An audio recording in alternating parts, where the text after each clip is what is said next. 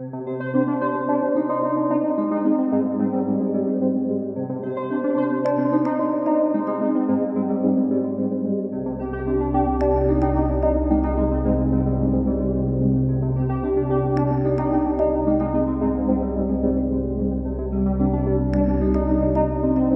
this episode of Scammer Stories, I'm starting to see a shift in the kind of messages I get.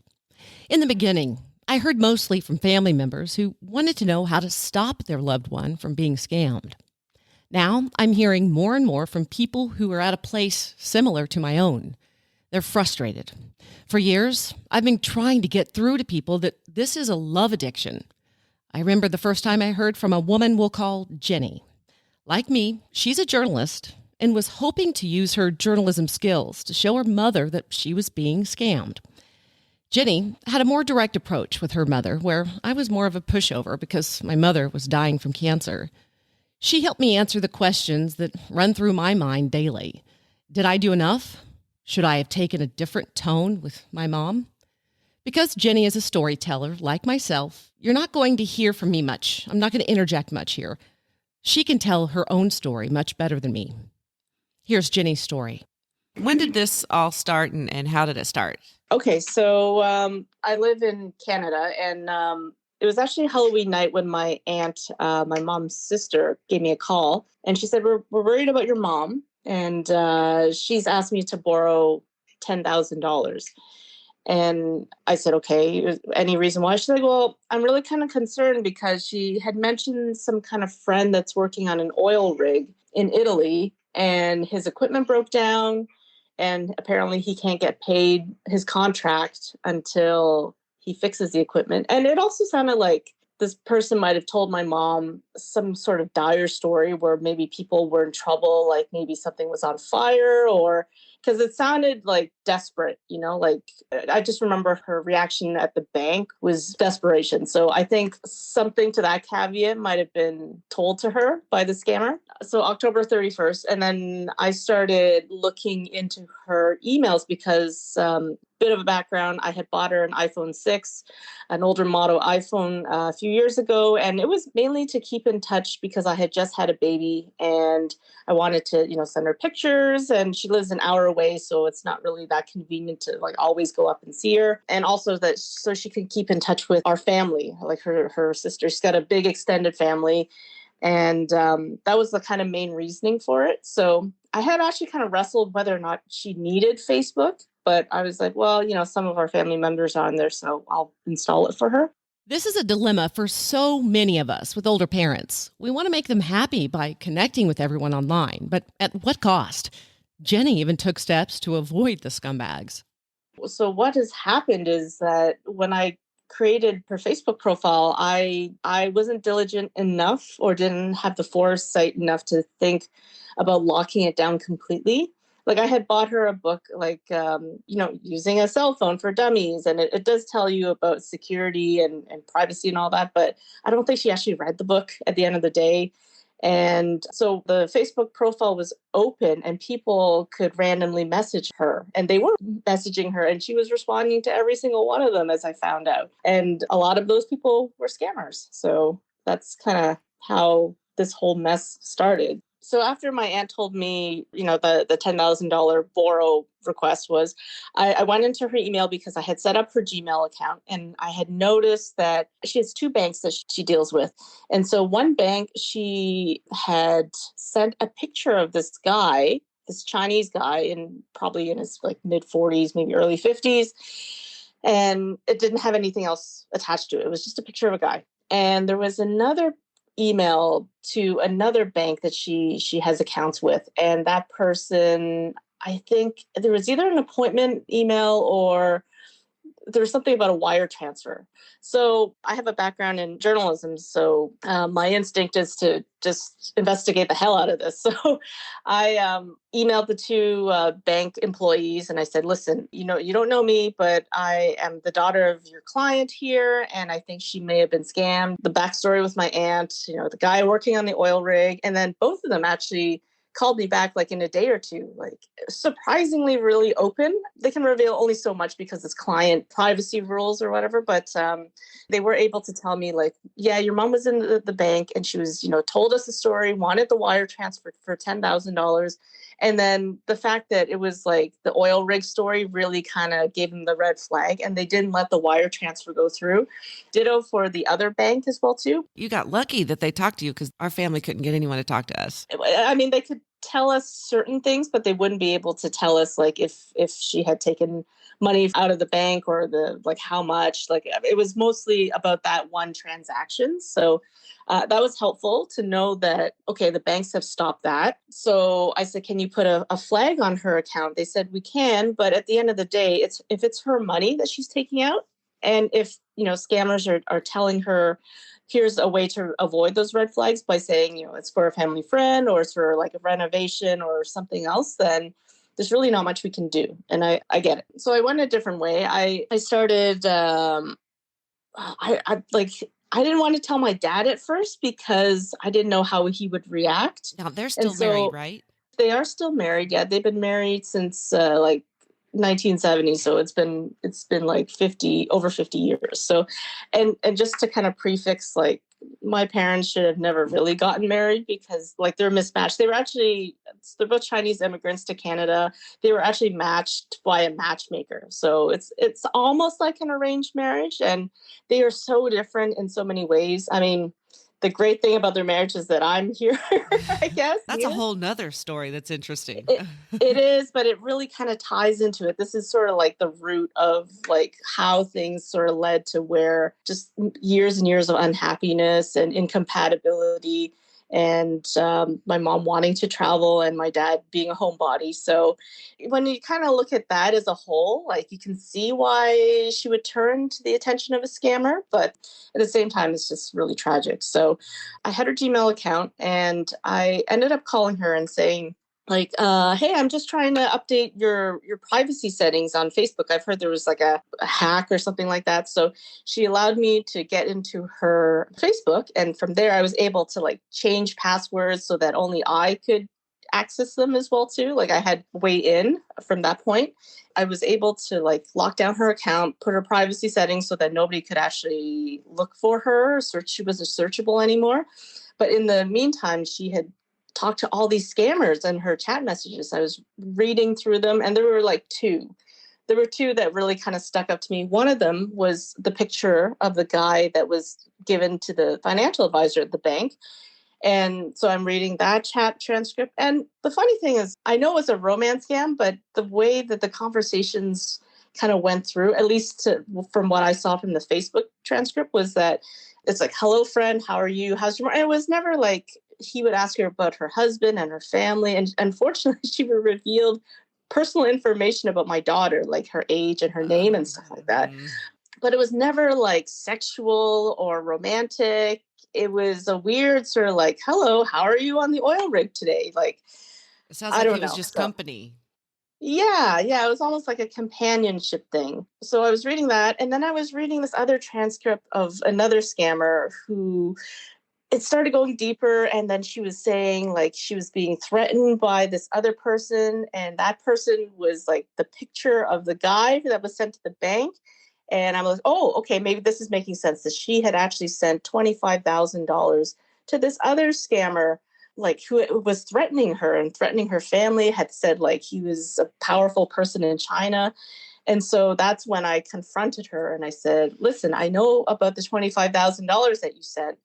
And then she got on the phone and she's like, I don't have that amount of money. I went to my mobile provider at the mall, and one of the employees was messing with him. I was like, huh?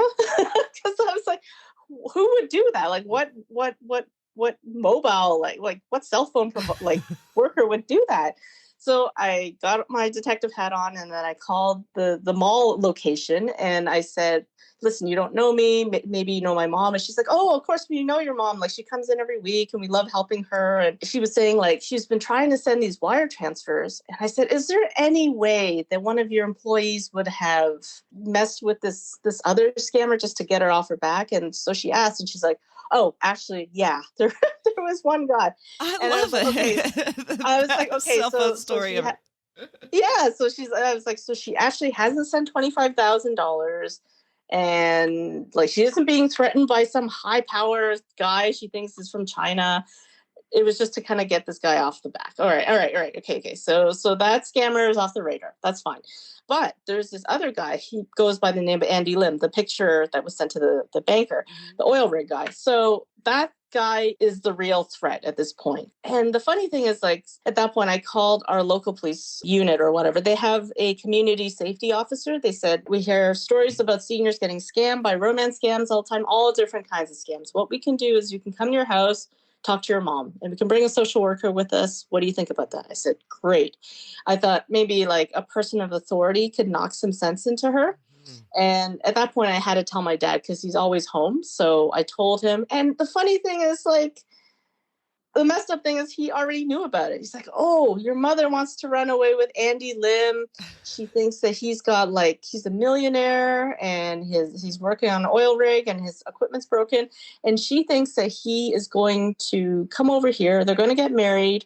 And she's just tired of being poor, which is like, I understand because they are living, the pension that they get from the government, the payments, which are like minuscule. They get 20 to 30 grand a year. That's a household income. So I completely understand the sense of being tired of living in poverty, but she thinks that she's going to get a big payout. So it's not necessarily like a romance thing where she's like, oh, I'm so in love with this guy. I think it's more like this person's going to take care of me. I'm just tired of being so poor all the time. And my mom was the same way. She was like, I deserve this. Your mom probably had that same kind of feeling. I deserve this. It's a bit of that. So, I mean, so part of it is like a greed kind of thing, but also I understand where it's coming from. It's just not going to happen though. Right. So, So back up just a minute. How did she react when you told her that you'd been through her messages? Did she get mad? Like at the time, when I confronted her, so that was early November, she was like, oh, like it's no big deal kind of thing. And I'm just trying to help a friend who works overseas. That sort of, but she wasn't angry about it. Okay. Although when I did organize the police to come to the house, she was kind of more cagey about it. She was secretive. She did give me her phone and I was able to look through it, but I think she had, like, the scammer had already instructed her to hide things, because when I looked through her WeChat, and I later found out that she's also talking to him on WhatsApp, I couldn't see anything that was kind of out of the ordinary. So yeah, I mean, the police came in, they talked to her, they said, listen, like, we try to be gentle with her. We said, this is not your fault. A lot of smart people, a lot of smart women, older women, they get sucked into these things, and there's no shame in it. We just want you to stop sending this person money. Or if you haven't sent money yet, do not send money to anybody that you have not met in real life. And she kind of like sat there and she nodded. And at the end, I said, like, we tried to pound in her head that this person wasn't real. It was like a fake profile, somebody probably overseas, like in Nigeria or Ghana or wherever, is like behind it. And she's like, I don't know what to believe at the end. But she did say that she would stop talking to him. So I figured, okay, so she doesn't have a lot of savings. It's hard to get. The flags are already up at the bank. If she still talks to him, fine, whatever. Now, did the police, as long as she's not sending money. Did they try and scare her at all? Like talk about money muling or what could happen legally or anything? Or they did talk about that. And again, I don't think she really understood it. I am worried for her at this point because I don't think anything that I can say will sort of convince her otherwise. But yeah, I'm just trying to protect like both my parents in different ways from the back end as much as I can at this point. And you and I kind of have the same feeling because we're both journalists. We think, oh, well, I'll just look into it. Tell my mom, she'll trust me because I'm a journalist and I know things. I investigate things that other people don't, and it'll go away. But people don't understand until you've been through this with your mother before that it becomes an addiction and they become knuckleheaded.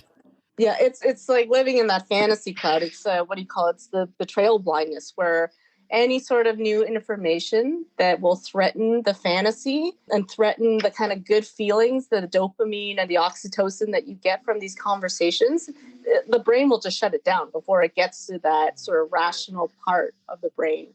It'll just like shut it down because it's like, I don't want to stop feeling good. I'd rather not know, like, la, la, la, la, la. Yes. Okay, so then you took some more steps then to protect your father. So tell us what you did there.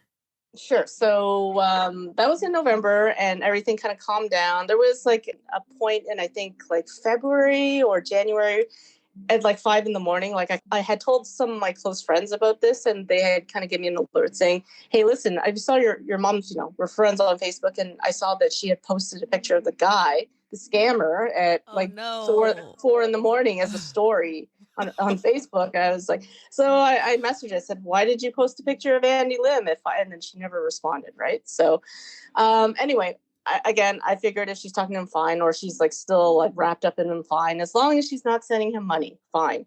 So everything was pretty quiet up until about a couple weeks ago. And so that's like late June, early July. And I was just kind of like, I have her on my Gmail accounts. And I just randomly kind of checked her email and I noticed that there was one of the banks that she deals with sent her an email that basically said, hi, I'm so sorry, but we can't give you the loan that you're asking for. You recently got a $6,000 loan approved from your other bank.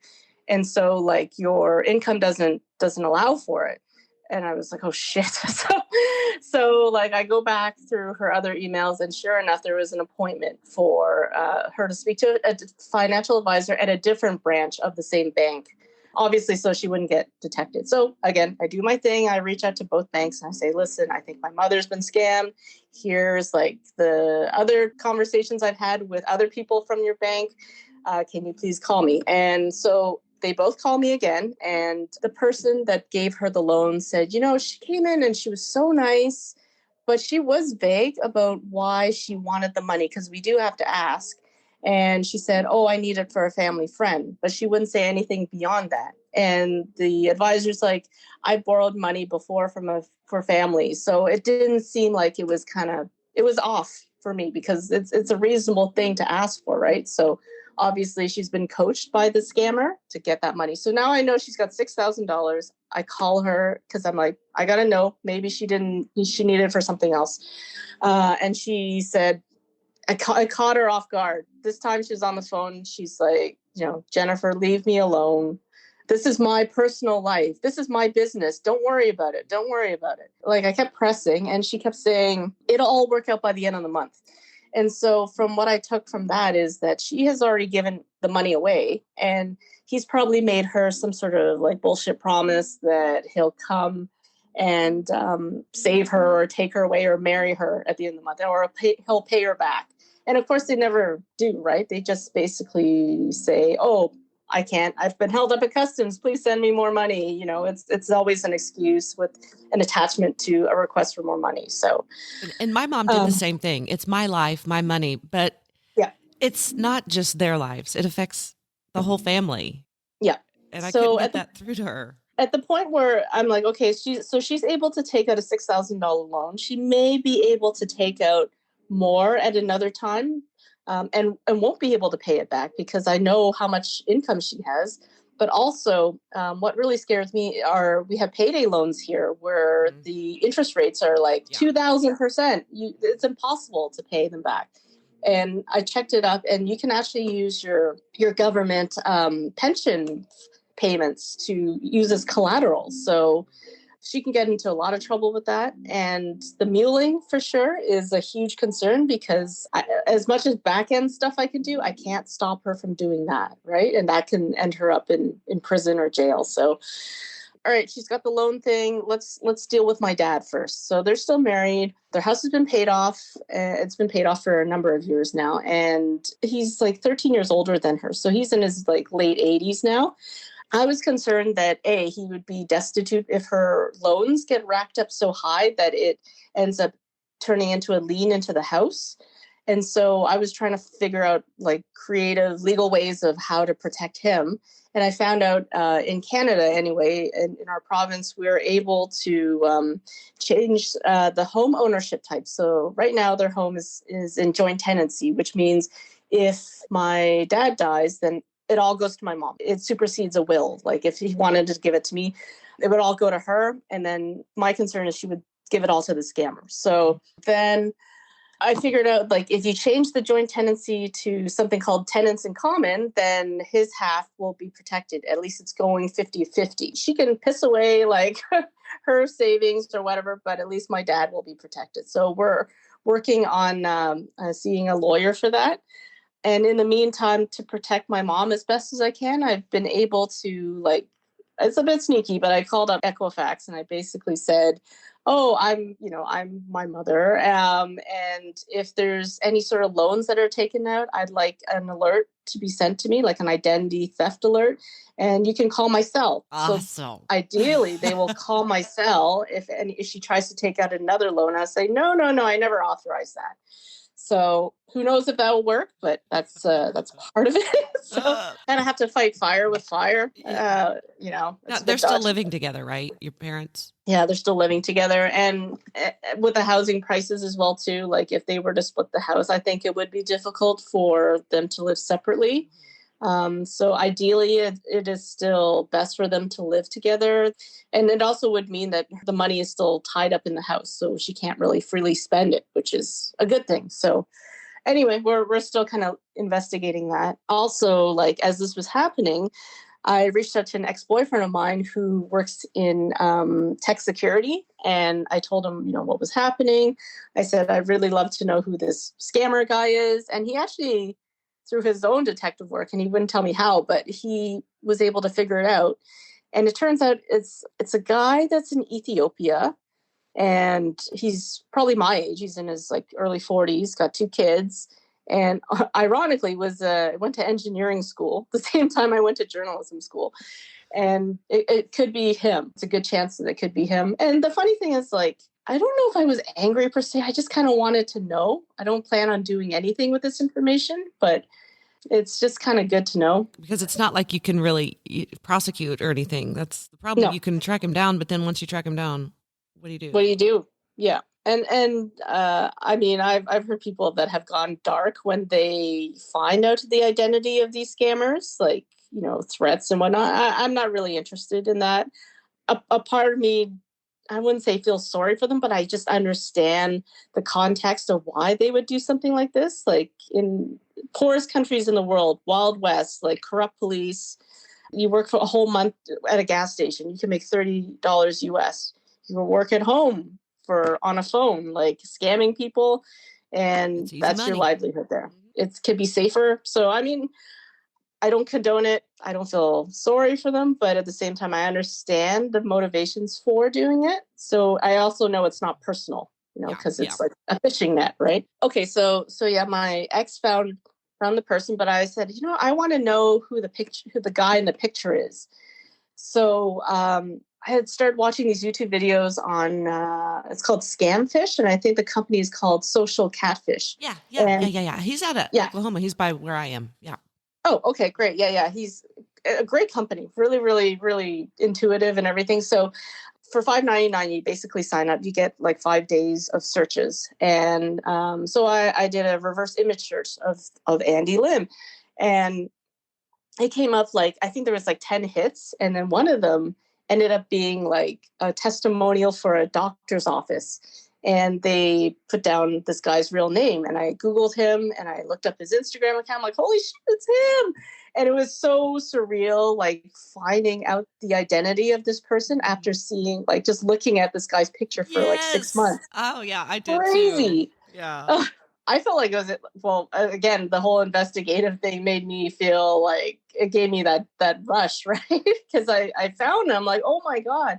And then I immediately reached out to him and I said, listen, you don't know me, but there are scammers that are using your photo and your ID. Like here are all the pictures on different profiles on Facebook, on weird dating sites, like Russian dating sites.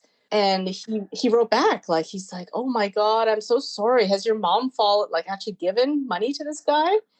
And I said, yeah, unfortunately, sounds like it. And we had this conversation where he said, I get 5 to 7 reports every single year from people who message me and saying, I've seen your picture. It's like, either like victims of scams have contacted him, or like his friends have said, like, we've seen you on different profiles, and he's reported them every single time, and you can't do anything. Like, you can report it, but nothing really happens.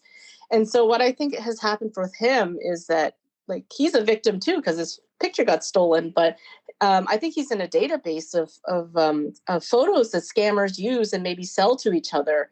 It's been like years that this is going on, and he's still getting people like saying, hey, I'm in love with you, or hey, like, I've seen your picture, and like, I was talking to this guy, and he has to say, like, that's not me. He's married, he's got a family, he is a real estate investor in Washington State. And he's like, well, like, your mom, did she not realize that this guy doesn't speak Chinese? That's sort of like that's sort of like a big sort of red flag there. I said, yeah, you're telling me. So what was kind of cool was we had this 7-minute video chat on Instagram, because he's like, can you chat with me to make sure that, you're real? Oh. And so I was explaining to him, I was like, it's so surreal to see you in person right now. And he actually did a really sweet thing where he's offered to do a 3-way call with my mom. I'm not fully... I don't think it's going to get to her, to be honest. Even with him saying, like, this is my picture, but you have not been talking to me, it's been stolen. I think she's sucked into the chat itself, that it won't matter, to be honest. So yeah, well, what happened with my mom is the scammer eventually revealed himself, and she still wanted to talk to him because they're still company. Yeah, it's a real cult mentality. Even after their life savings are gone, even after their home is gone, even after they've gone to jail for muling, they still wonder, was it real or was it a scam? Like, I still think of my scammer. I still remember the feeling of how it felt to talk to him. And it's just like, it's maddening for families of victims, but it's also so crazy psychologically, because you're so sucked into it and nobody can convince you otherwise. I see my mom. I do want to help her. I do care about her, but I also can't get myself so sucked in. I won't allow myself to kind of clean up her messes, to take her in after she's lost everything. Because A, I can't. I still rent her. But B, it's sort of like, we told you, we tried to help you. Like, I can't blow up my life in order to just clean up your mistakes, right? So that's good to hear, because my mom died in the middle of this whole mess, and when she lost everything, she was going through cancer treatments, and she had no place to live, no car. And I said, and I had just gotten married, and I said, you can come live with me on one condition, and because this is when the scamming thing first started. I didn't know if it was dangerous or what, and I said, you have to stop talking to your scammer. And she said no. So I did not take her in because of that, because she was so addicted that she couldn't stop.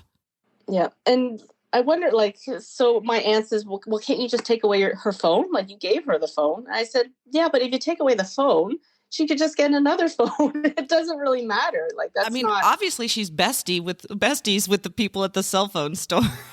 Yeah.